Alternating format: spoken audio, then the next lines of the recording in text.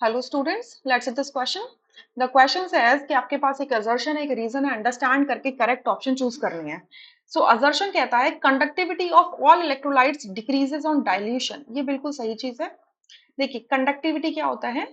Conductivity is kappa. It is reciprocal of the resistivity rho. ठीक है.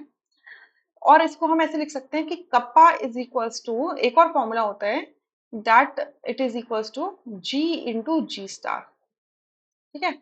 आपका जो कंडक्टिविटी होता है kappa, it is also the product of G मतलब कंडक्टेंस एंड जी स्टार मतलब सेल कांस्टेंट. ठीक है, इस पर डिपेंड करता है. तो सेल कांस्टेंट हमारा होता है L by A. L by A length upon area.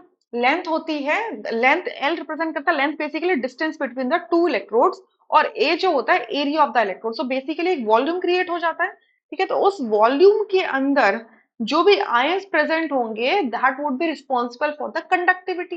Clear. Conductivity is just the conductance when the cell constant is 1. मतलब वो जो इलेक्ट्रोड है, इलेक्ट्रोड का एरिया अगर 1 सेंटीमीटर स्क्वायर है या 1 यूनिट स्क्वायर है, और दोनों इलेक्ट्रोड्स के बीच में जो डिस्टेंस है अगर वो 1 यूनिट का है, तो वॉल्यूम कितना हो जाएगा, 1 यूनिट क्यूब का हो जाएगा. तो उस पर यूनिट जो वॉल्यूम के अंदर जो भी आयंस प्रेजेंट होंगे, those would be responsible for the conductance.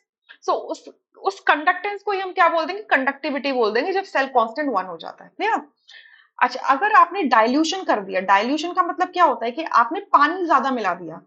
तो पानी अगर ज्यादा मिला दोगे किसी सोल्यूशन में, तो उसके नंबर ऑफ आयंस तो सम सेम रहेंगे, but since overall volume increase हो गया, तो वॉल्यूम इंक्रीज हो जाने की वजह से वो जो सर्टेन वॉल्यूम था जिसमें हम कंडक्टेंस मेजर कर रहे थे, उसके अंदर नंबर ऑफ आयंस डिक्रीज हो गए.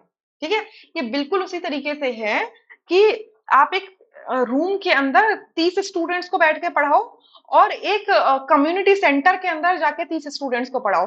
तो जब एक रूम के अंदर 30 स्टूडेंट बैठे रहेंगे तो वो एकदम पास पास बैठेंगे, कॉन्सेंट्रेटेड रहेंगे, मतलब एक डेस्क पे 2 या 3 बच्चे बैठ सकते हैं. ठीक है.